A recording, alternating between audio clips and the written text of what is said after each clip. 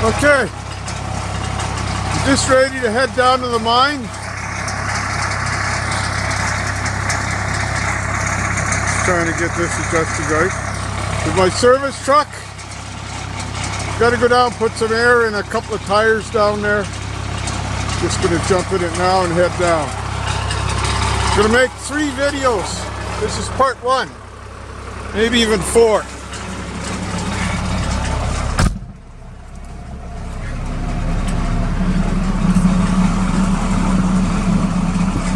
Got to pump up this seat a little bit.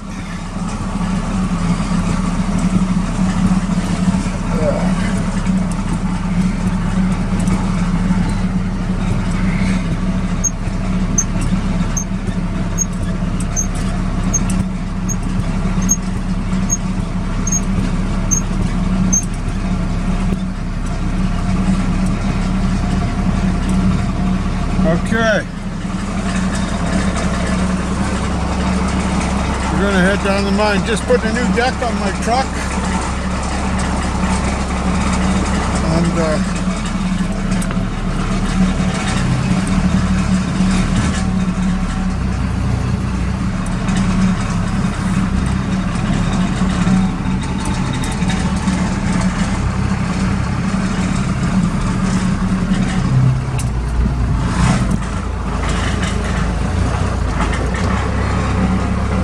my Ducati, I can't even ride it. Can't even get it down the driveway. Anyway, that's the big pump. It's a German rump, 6-inch swedge down to a 4-inch. You can see it coming out the end there. My Komatsu is just up there. You can't see it. I'll get it on video when I come back home.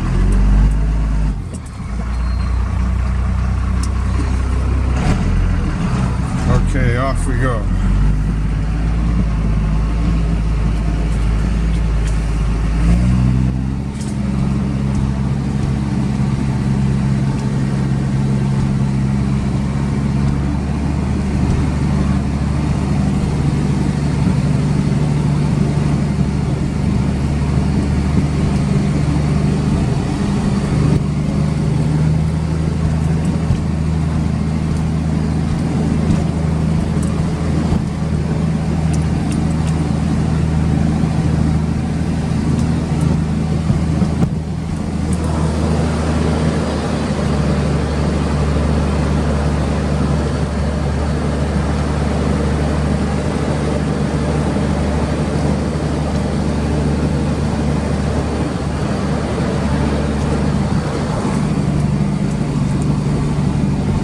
That's my old 980. I sold it. Guys got to come and get it out of here. But that's a spare 892. Just like the one I have down in the mine. I got it. It didn't have a motor in it. It weighs about, I don't know, probably about 75,000, 70,000 pounds. Me and Dan Wheeler went down there and loaded it on his low bed dead with a winch. We had an excavator to use for a little bit, but it blew a hydraulic line, and so that was the end of that. But it was hard work. So here's the story. So while we were waiting for it to cool down, because it was a really hot day, we go to the Harley dealer.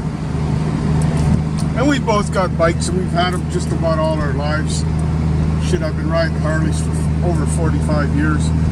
So there was an electric one sitting there.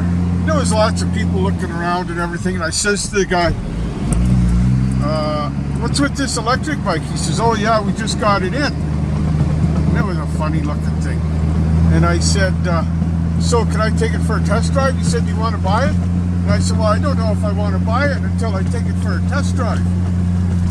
He says, oh, you can't take it for a test drive unless you're going to buy it. And I said, well, and he said, do you have a helmet and a license? And I said, yeah. And I pulled out my class 5, and just so happened Dan had a helmet in his truck not too far down the road.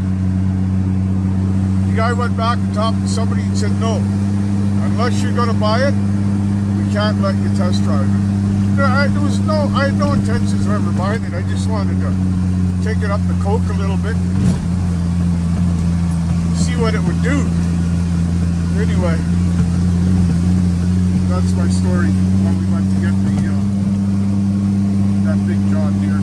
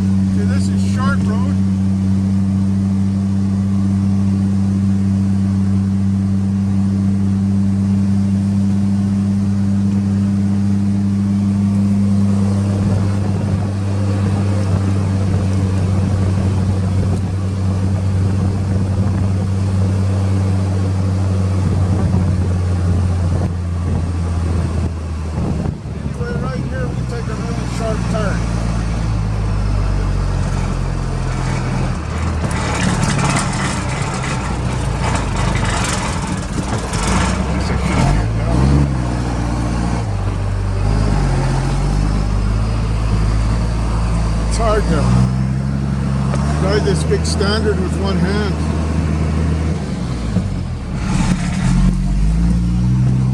Anyway, this is the old Bullion Pit Road. Now this is the third video that I've done in just about as many days. The other videos we made, one was about an hour and 20 minutes. Wendy couldn't get out there, so I made one a little less. I made it about an hour and 13 minutes or 3 minutes or something like that. Tried for 2 days to get that uploaded, and no way. I don't know if our internet's not fast enough or what, but she couldn't get that up there. So now I'm going to split it up into 3 or 4 shorts.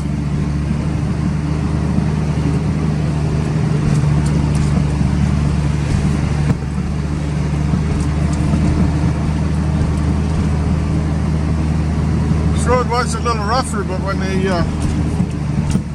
came in and logged, they packed it down a little smoother. Now we had a big windstorm last night, so these 2 trees been down for a little bit, but I don't doubt further down here I got a tree or more than one to deal with. But anyway, I got my chainsaw, I got a chain, and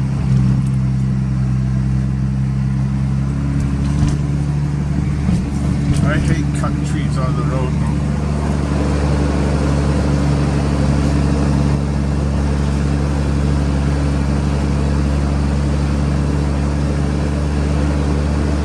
Anyway, I've never staked this ground up here because I don't know.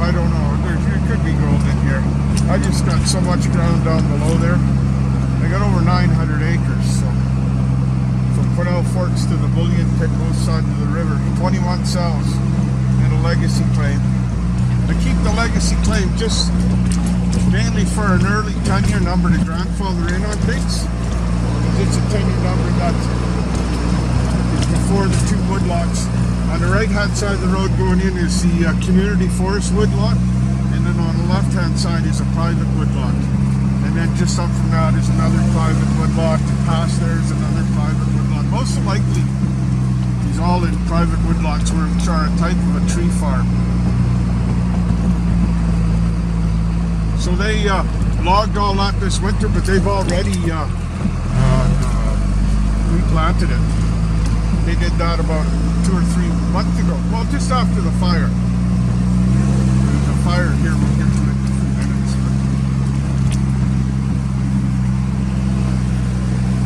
With no help from the local fire department, a few people in the community came out, and just some locals here, we were able to get it pretty much. It's just down here, and it was hitting these coal piles. And as they'd hit a coal pile, wow, the heat that was coming off because it was 30 some odd degrees that day. And,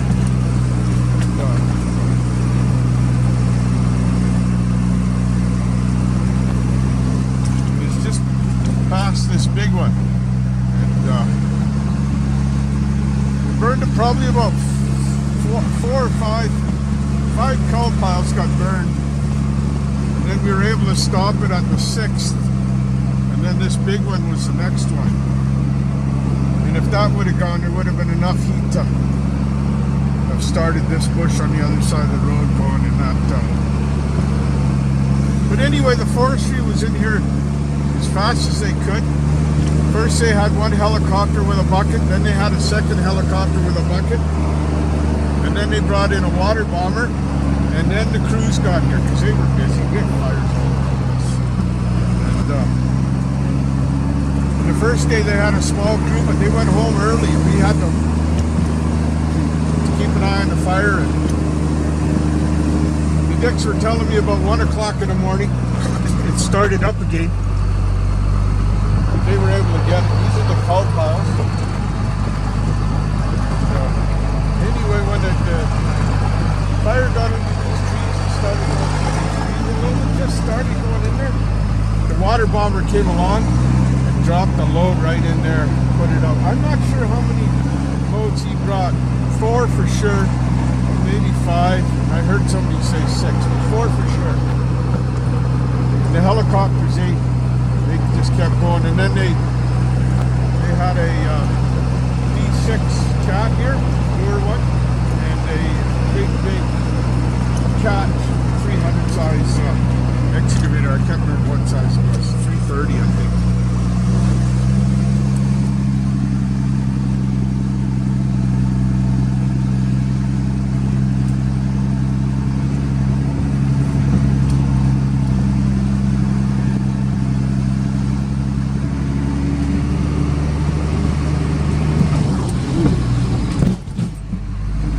Good on the old back.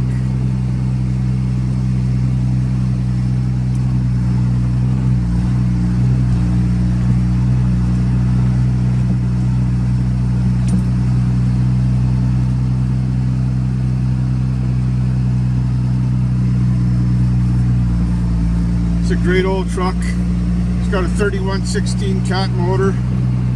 It's only got 239,000 kilometers on it. Isn't even 150,000 miles on 3116 cat motor. It's got a 6-speed. I got it from my son Bryson, from his father-in-law. It's a perfect truck for a service truck down here.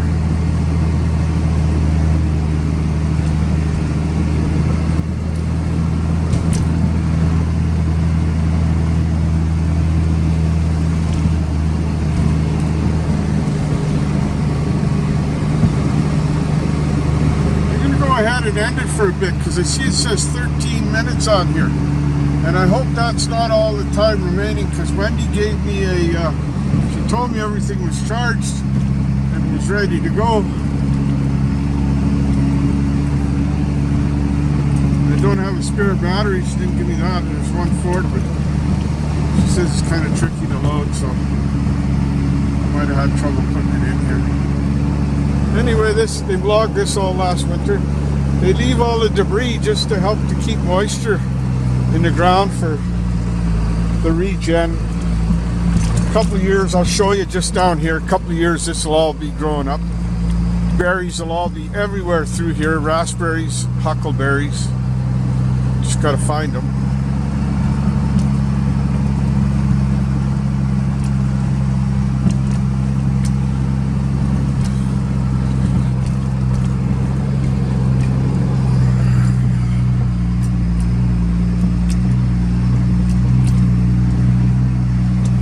Going to stop, but I decided to keep it running because I think I seen something like that the last time.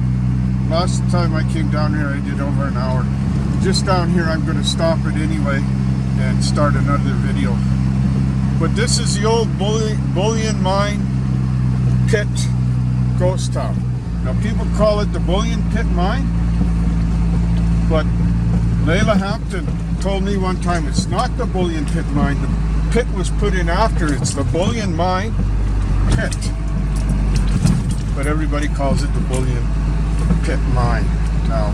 But anyway, there's some history.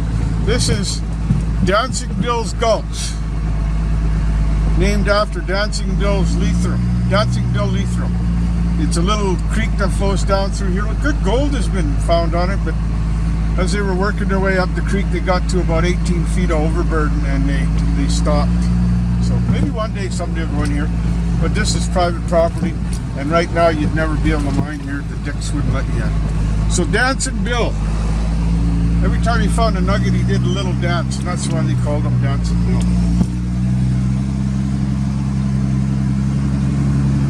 There's a really nice 40-acre chunk of deeded land right here that the dicks own. There's Dancing Bill Street.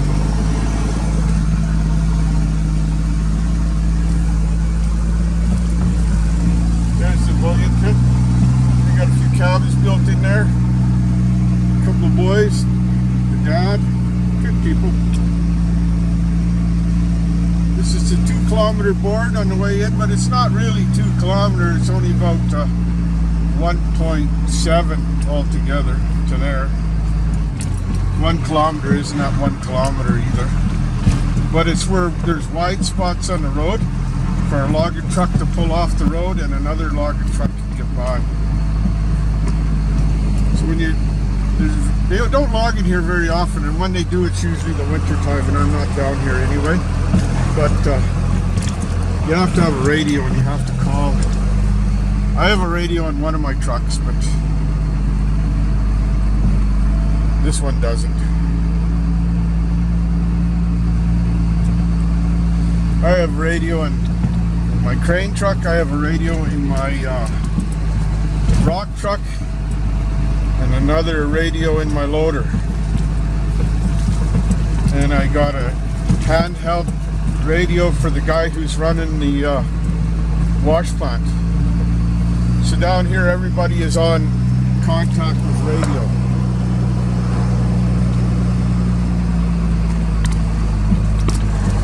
That way if a excavator operator happens to notice something on the loader or on the dump truck or something, on the rock truck, he'll be able to call out to us and say, hey, we might have a leak, or hey, with the dump truck it used to be bad because we used to get rocks caught between the dualies.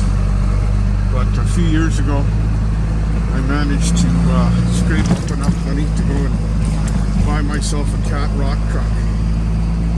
And when I hauled that cat rock truck home, I knew I'd made it in placer mining.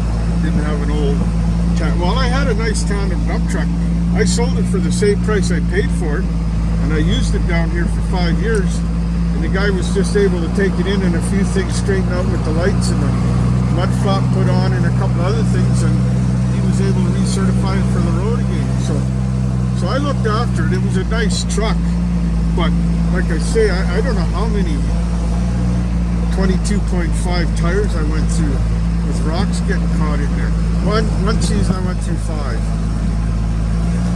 They didn't have any more half-decent used ones at 150 mile tire anymore. Can't remember where. Oh, I think on Kijiji I found another one. When I sold it, it had good tires on the back. I remember I got a set of 4 off the marketplace for $400. They had them put on.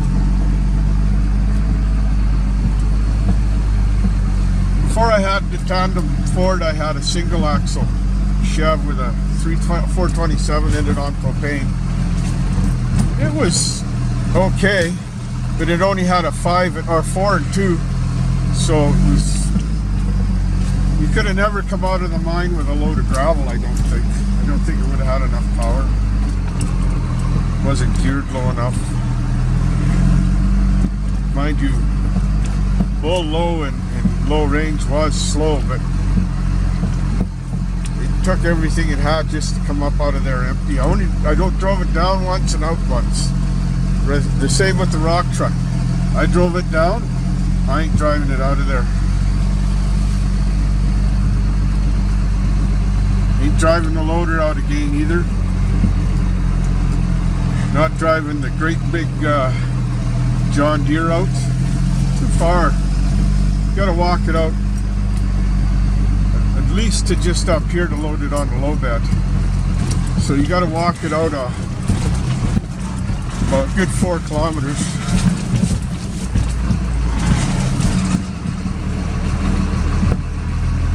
Wish my back felt a little better. I'd go faster. But this is it, folks. Anyway, just up here I'm going to end the video about another kilometer and start another one. End of part 1.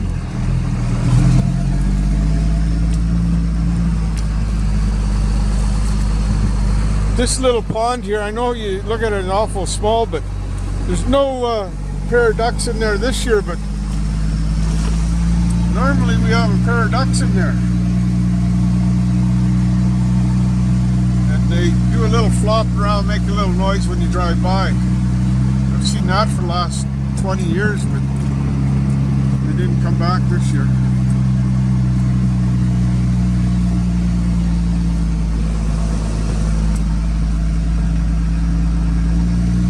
Still no bear poop, which really surprises me because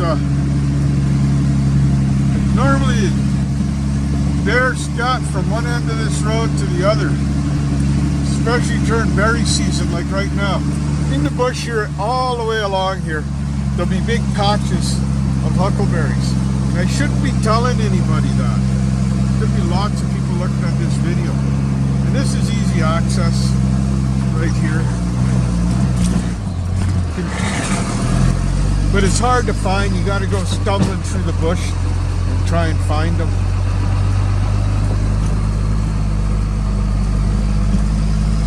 But just up here is the start of my mining ground. You know, and so that's this part 1.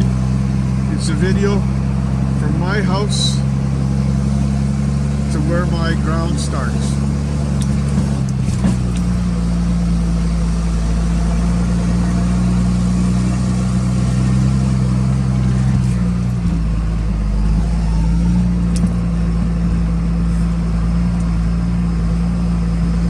This is a nice, if you got somebody working for you and they want to stay up out of the camp, this is a nice little spot where they can park their trailer.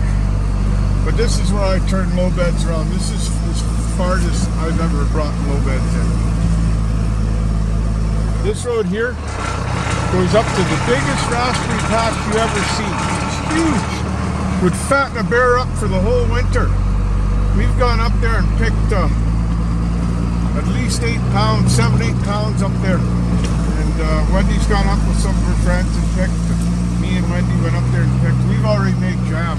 Huckleberry and raspberry jam. We got 12 small jars and 8 big jars. So that's enough to last us the winter.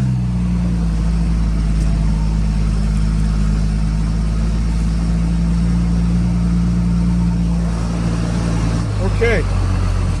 This is about the start of my mine, right about here. So I'm going to stop this video here